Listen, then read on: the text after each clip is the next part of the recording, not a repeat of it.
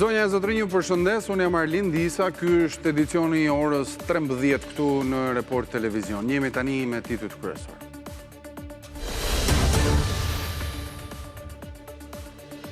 Pesë të rinj nga Tirana e Kavaja u arrestuan në fshatin 6 të Sarandës me 2 pistoleta dhe 1 silenciator. Policia thot se kishte informacion se 5 personat mund të kryenin atentat, ndaj u bëri prit sapo dolën nga makinat. 2 prej tyre, Sidorel Moriseni dhe Alfred Kajas, u kapën me armë në duar pranë banesës së Recep Ismailit, i vrarë në muajin maj të këtij viti. Ende nuk dihet shënjestra. Jahti i djalit të biznesmenit Geron Çela, i cili u ndalua pas dyshimeve se nga aty ishte qelluar me armë zjarri pranë palasës, atë mbrëmje kishte ardhur nga Italia. Personat në bord kanë mohuar se kanë qelluar me armë, ndërsa nuk përjashtohet të jenë shtënë nga ndonjë mjet tjetër lundrues aty pranë. Departamenti Amerikan i Shtetit njofton ratifikimin e marrëveshjes së Huas $302 milion me Shqipërinë për investimet në mbrojtje. Sipas Dash, Huaja mbështet Shqipërinë për përmbushjen e shpenzimit 5% të prodhimit të brendshëm bruto për mbrojtjen deri në 2035. Hap historik në modernizimin e mbrojtjes, e cilëson ministri Nufi marrëveshjen, PD ndërkohë e çoi në kushtetuese procedurën e votimit në kuvend. Ministria e Brendshme e shpall non grata edhe 2 shqiptar të Maqedonisë së Veriut, të cilët dyshohet se kryenin veprimtari në dëm të shtetit shqiptar. Bëhet fjalë për imamin Bekir Halimi dhe politikanin e analistin Valon Belia. Sot, ministrat e brendshëm të 27 vendeve të Bashkimit Evropian janë mbledhur për të diskutuar një përgjigje të unifikuar ndaj krizës së emigracionit pas ngjarjeve në Ceuta të Spanjës. Presidenti e Komisionit Evropian Ursula von der Leyen bën thirrje për veprim të bashkuar mbi sigurinë kufitare.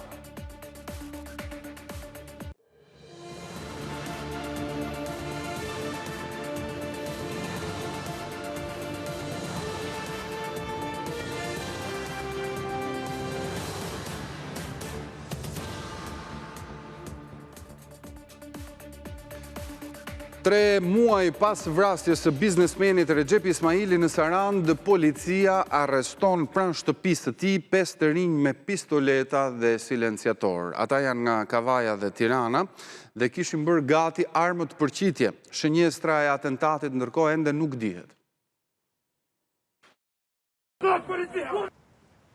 5 të rinj të ardhur nga Tirana dhe Kavaja u arrestuan në fshatin 6 të Sarandës me 2 pistoleta dhe 1 silenciator. Policia tha se kishte siguruar informacion se grupi mund të kryente atentat, ndaj organizoi operacionin e koduar silenciatori. 2 kryesorët janë personat që shihni në foto: Sidorel Moriseni, 32 vjeç, banues në Tiranë, dhe Alfred Kaja, 26 vjeç, banues në Kavaj me precedent penal.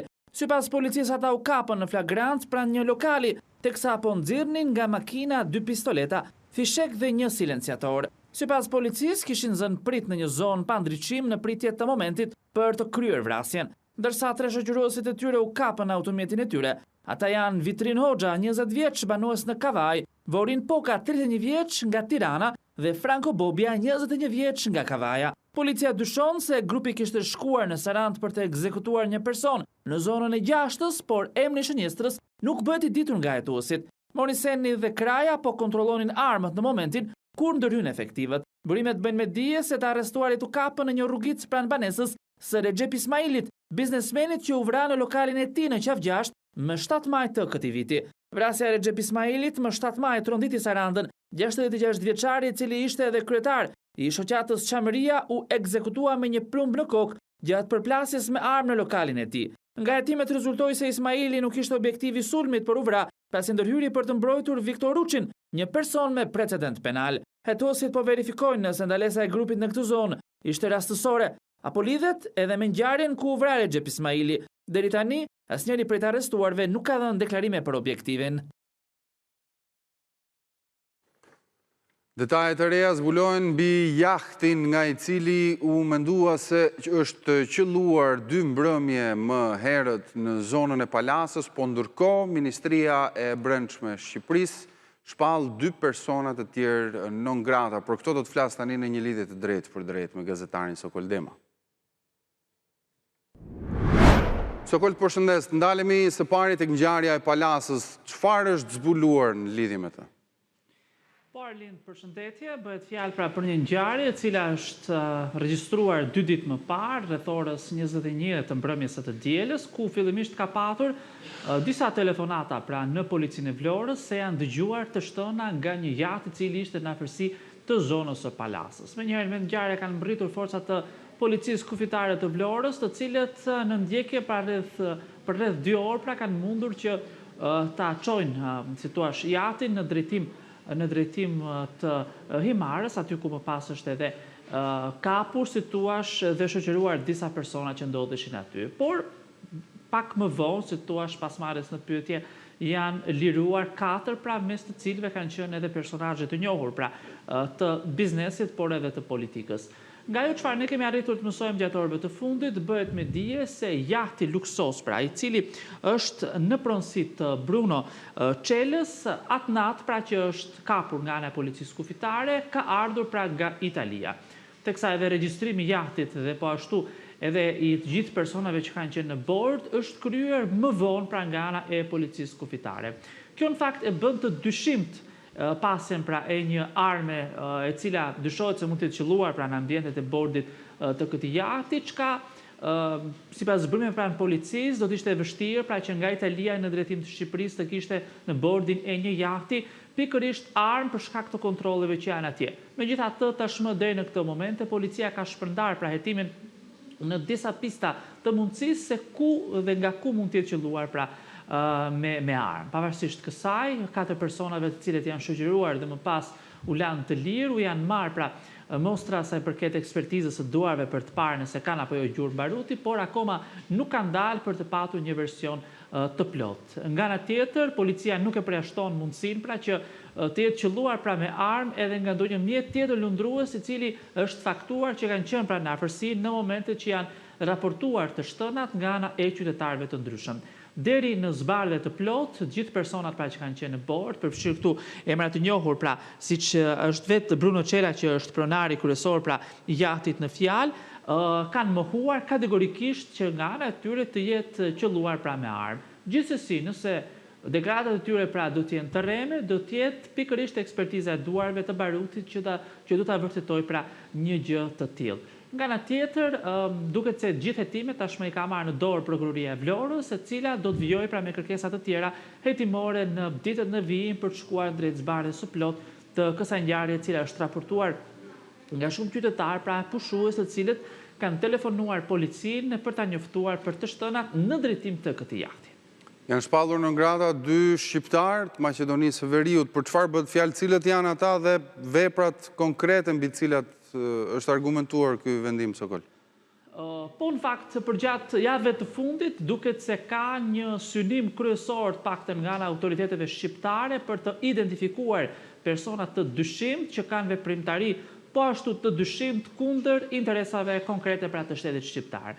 Pas shpalljes në ngrata të disa javëve më parë të zonjës Suduti pra nga Kosova, kësaj here është radha e 2 shqiptarëve të Maqedonisë së Veriut, të cilët pas analizës që është kryer pra nga ana e Ministrit të Brendshëm Besfor Lamallari, janë shpallur pra të 2 të ndaluar për të hyrë në territorin e vendit tonë. Bëhet fjalë për një imam të njohur pra të Maqedonisë, i cili edhe përmes rrjeteve sociale pra është jo pak i njohur nga ana e audiencës. Bëhet fjalë për Bekir Halimin, i cili është shpallur pra i padëshiruar për vendin tonë, dhe politikani dhe analisti Valon Belja, të cilët në vijim pra nuk do të lejohen pra për të qarkulluar apo për të lëvizur brenda territorit të vendit tonë, qoftë edhe në mënyrë tranzit. Tashmë, për këta të 2 individ janë njoftuar të gjitha pikat e kalimit kufitar që duhet t'i ndalojnë rreptësisht pra kalimin e territorit në vendit tonë nëse do të ketë tentativa nga ana e tyre për të hyrë pra brenda Shqipërisë. Në fakt, nuk është se ka detaje të plota të arsyeve konkrete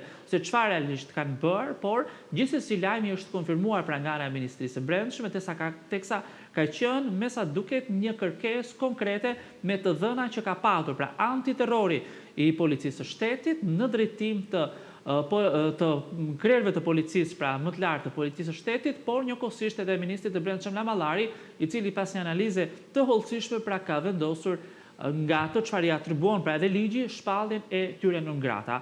Në fakt, disa javë më parë, pra në një intervistë për Report TV, zoti Lamallari është shprehur se do të ketë identifikim personave të ndryshëm, pra që mendohet se mund të punojnë kundër interesave të vendit, çka nuk do të anashkalohet asnjë prej tyre, pra për ndalimin e tyre brenda territorit të vendit tonë, në fund të ditës sipas tij për të mbrojtur interesat e shtetit shqiptar dhe të qytetarëve tanë. Sokol, të falenderoj për këtë lidhje të drejtë për drejtë. Faleminderit. Zjarri i rënë në kodrat e fshatit Riban në Mallakastër ka marrë përmasat mëdha dhe ka dalë jashtë kontrollit për shkak të erave të forta, duke rrezikuar të përhapet drejt Patosit dhe Roskovecit. Në operacionin për shuarjen e zjarrit janë angazhuar automjete zjarfikse jo vetëm nga Mallakastra, por edhe nga Patosi e Fierit, të cilat po punojnë në kushte të vështira për izolimin e vatrave. Ndërhyrje po bëhet edhe nga ajri përmes helikopterit, teksa zjarri po djeg një sipërfaqe me pyje të vjetra me pisha dhe bimësi të dendur, ndërsa tereni i vështirë dhe era e fortë bëjnë të vështirë ndërhyrjen e zjarfikësve. Ndërkohë, vatrat e tjera të zjarrit në vend janë nën kontroll. Ministria e Mbrojtjes njoftoi se gjatë 24 orëve të fundit janë shënuar 20 vatra zjarri, ndërsa për menaxhimin e tyre janë angazhuar 727 forca operacionale. Në mbështetje të strukturave vendore u angazhuan 128 efektiv të forcave të armatosura, 2 automjete zjarfikse të tyre, 1 autoambulancë mjekësore dhe 3 helikopter të forcës ajrore.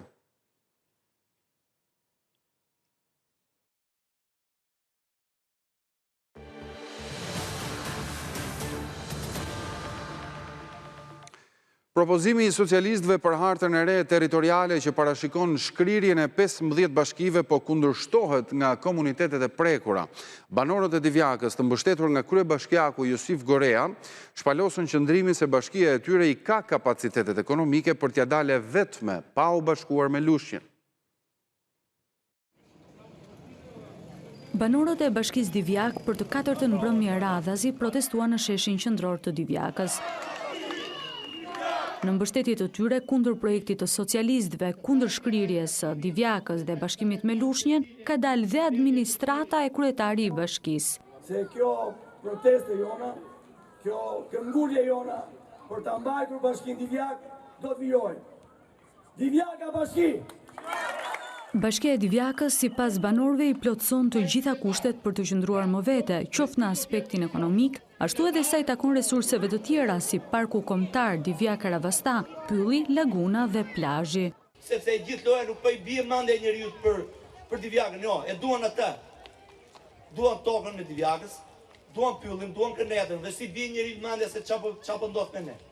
Në çdo njësi administrative që ajo ka sot, a mund të ngrihen disa pika ku të firmosi për mos shkrirjen e Divjakës në formë peticioni. Muzaqarët shquhen për urtësi, por shquhen edhe për mençuri. Dhe si të tillë meritojnë trajtohen me dinjitet, edhe jo të në përkemben. Na del për detyrë, jo kaq sa jemi, po dhe shumë të tepër se sa jemi, të qëndrojmë, të rezistojmë dhe të luftojmë, se për ndryshe do shkojmë atje kemi qenë. Në qoftë se bashkia Divjak nga ikën, nga duar, ne ngelëm si një fshat i humur i Pekinit. Qytetarët e Divjakës kanë marshuar nëpër rrugët e qytetit duke bërë thirrje që edhe të tjerë të bashkohen në protest kundër ndarjes së re territoriale. Propozimi i mazhorancës shkrim 15 bashkiç ka sjellë protesta në disa qytete, ndërsa këshillat bashkiak të Libovës dhe Klosit e kanë kundërshtuar edhe zyrtarisht projektin dhe pritet që qëndrimet e tyre t'ia dërgojnë qeverisë. Kryeministri Rama nga ana tjetër ka thënë se harta është ende në konsultim publik dhe se zëri i çdo qytetari do të dëgjohet.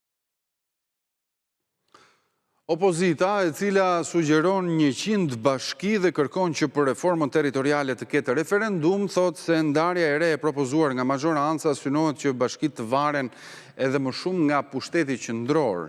Deputetja e Partisë së Lirisë Erisa Xhixho tha se shkrirja e 15 bashkive po bëhet pa konsensusin politik të palëve, një kërkesë kjo e ndërkombëtarëve.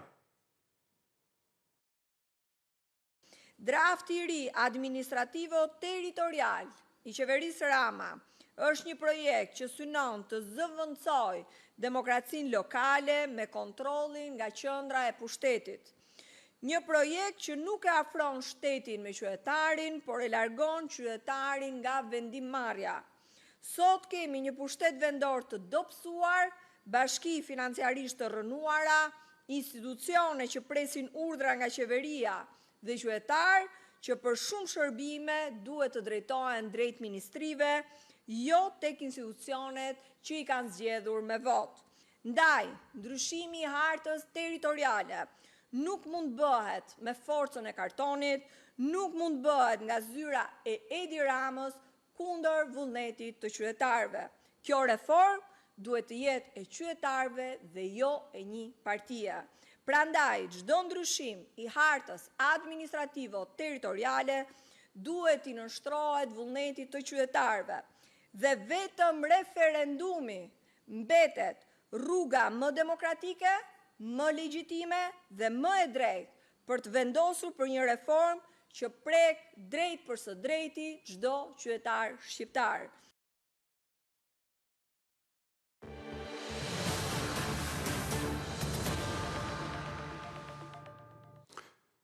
Në Kosovë, kryeministri në detyrë Albin Kurti dhe kreu i Lidhjes Demokratike të Kosovës, Lumira Xhiku, pritet të takohen sot pasdite në përpjekje për të arritur një marrëveshje për krijimin e institucioneve të reja të vendit pas zgjedhjeve të parakohshme të qershorit. Kurti u drejtua me ftesët e Partisë Demokratike të Kosovës dhe Aleancës për Ardhmërinë, por krerët e dy partive refuzuan takimin. Ftesa e Kurtit, partia të cilit fitoi zgjedhjet e 7 qershorit, vjen 2 ditë para se të mbahet seanca konstituive kuvendit të dalë nga zgjedhjet e fundit. Në letrën që kreu i PDK-s Bedri Hamza i ka dërguar Kurtit, thuhet se është bërë i qartë qëndrimi i partisë se do të qëndrojë në opozit. Aleanca e udhëhequr nga Ardian Gjini po ashtu e refuzoi takimin, njësoj siç kishte vepruar edhe në Korrik.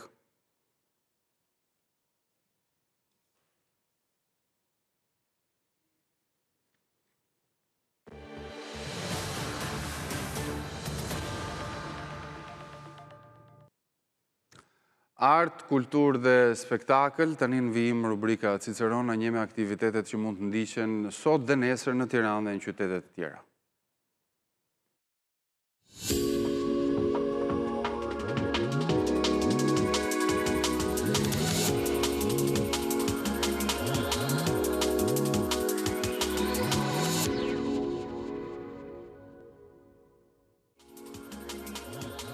Ekspozita artizanale Thurja e Qilimave do të çelet nesër në orën 10 në ambientet e Publik Galeri në Tiranë. Me mbështetjen e Agjencisë së Administrimit të Pasurive të Sekuestruara dhe të Konfiskuara, ekspozita do të qëndrojë hapur gjatë gjithë muajit gusht, duke prezantuar punime unike të artizanëve shqiptar dhe duke promovuar traditën e thurjes së qilimave. Johann Sebastian Bach, Kantata e kafes, një interpretim në gjuhën shqipe i veprës satirike të kompozitorit të njohur, do të vijë nesër në orën 19 në Parkun e Liçenit në Tiranë. Koncerti me orkestër, solist lirik dhe dirigjent Armand Broshkën, ndërthur muzikën, teatrin dhe humorin elegant të një prej veprave më të dashura të Bachut. Vendlindja në Bashkon është festa tradicionale në njësinë administrative Ungrej të Lezhës, që do të mbahet sot në orën 20. Festa do të shoqërohet me një koncert ku do të performojnë këngëtar të njohur. Filmat shqiptar ndër vite është aktiviteti që do të vijojë deri më 20 gusht në Qendrën e Artit Agimi në Tiranë. Publiku mund të ndjek filma që kanë lënë gjurmë në historinë e kinematografisë, me shfaqje paradite dhe në mbrëmje.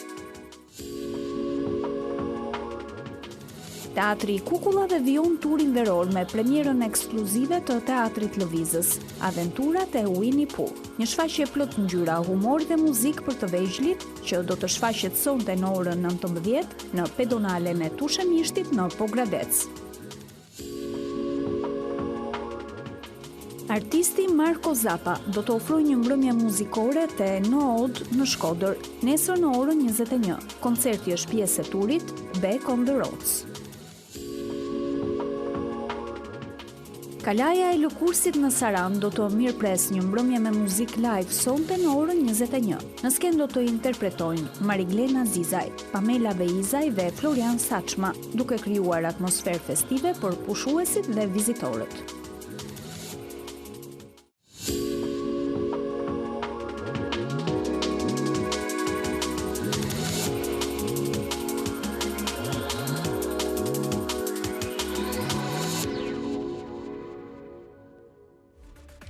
Ishte gjithçka e përgatitur për këtë edicion lajmesh, bashkë, miropafshim.